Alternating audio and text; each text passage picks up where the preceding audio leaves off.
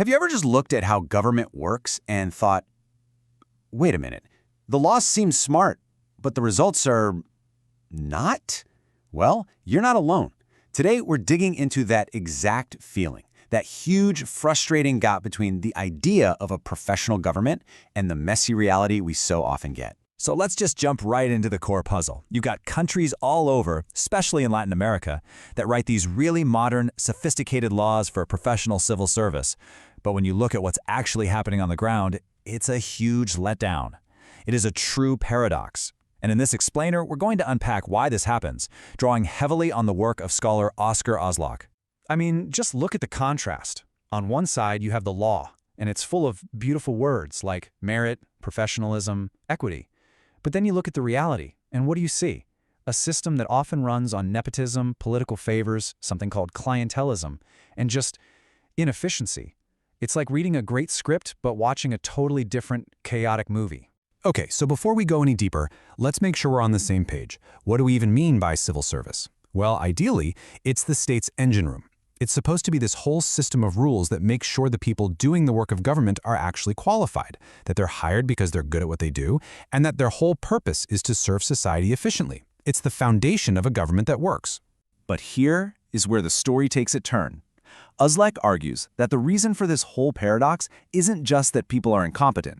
The real secret is that the bureaucracy isn't just one thing.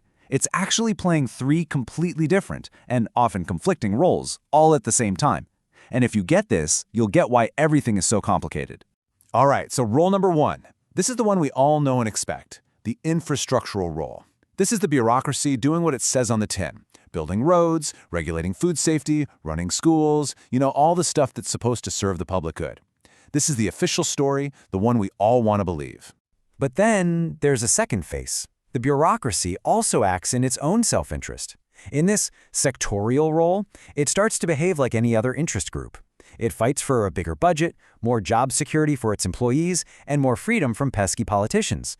Suddenly, it's not just a neutral tool anymore, is it? It's a player in the game. And finally, we have the third and most controversial role, the mediator. In this role, the government doesn't serve everyone equally. Instead, Ozlak says it has a systematic bias that favors the interests of the most powerful economic players in society. It acts to protect the status quo, making sure the existing economic order stays in place. So here's the bottom line. What a government actually does, the policies it passes, the projects it funds, it's not the result of some neat, rational plan. It's the messy, chaotic outcome of a constant political fight between all these different interests. It is, as Ozlak says, a political struggle over who gets what. Thinking about it this way changes everything. If the bureaucracy is, as Ozlak calls it, an arena of conflict, then that brings up a pretty big question. Who's actually fighting in this arena? Who are the ones pulling the strings? Let's meet the key players. A government bureaucracy is never an island. Just imagine it in the middle of a constant tug of war. You've got the current government pulling one way, political parties pulling another, powerful business groups yanking on their rope, and public employee unions digging in their heels. They all want something different from the state, and they're all fighting for it.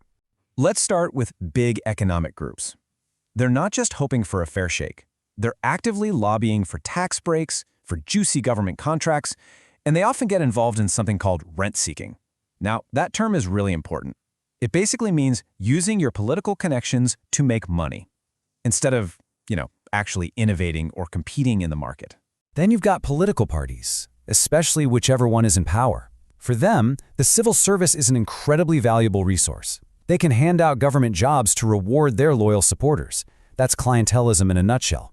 They want to control the state's budget to help them win elections. And hey, if a policy fails, it's always super convenient to blame the slow, inefficient bureaucracy. And of course, you can't forget the public sector unions. Their main job really is to protect their members, to fight for better pay, better benefits, and job security. But because of that, they often become a huge force resisting change. Any kind of reform that brings in performance reviews or more flexibility, well, that can look like a direct threat to their people. So you've got this intense, messy free-for-all. Now, what do you think happens when you try to drop a perfectly logical, well-designed civil service reform right into the middle of that fight? You guessed it. This is where good ideas go to die. This whole conflict explains the long, sad legacy of failed reforms. And you've seen these ideas 1,000 times. Whenever someone tries to fix the system, it's always the same playbook. Create clear career paths, make hiring and promotions transparent, actually evaluate people's performance, and pay them based on how well they do. On paper, these ideas are brilliant. I mean, who could possibly argue with that? Well, here's the reality check. These reforms fail over and over again because they directly threaten the way power is currently shared. They run headfirst into a culture that is deeply resistant to the whole idea of merit, because so many powerful people and groups actually benefit from the current broken system. The status quo, with all its flaws, works just fine for them. And hey, this isn't just a theory. The data is absolutely brutal. This table is basically a report card for reform efforts across a bunch of countries, and it is not a good report card. Just look at the merit column on the far right. It's almost a total wipeout. Same goes for strategic planning or fair salary systems. The gap between what these reforms promise and what they deliver is, well, it's undeniable. So who's blocking all this progress? It's pretty much everyone we've just talked about. Politicians, they don't want to give up the power to hand out jobs. Entire departments, they're afraid of losing their little fiefdoms.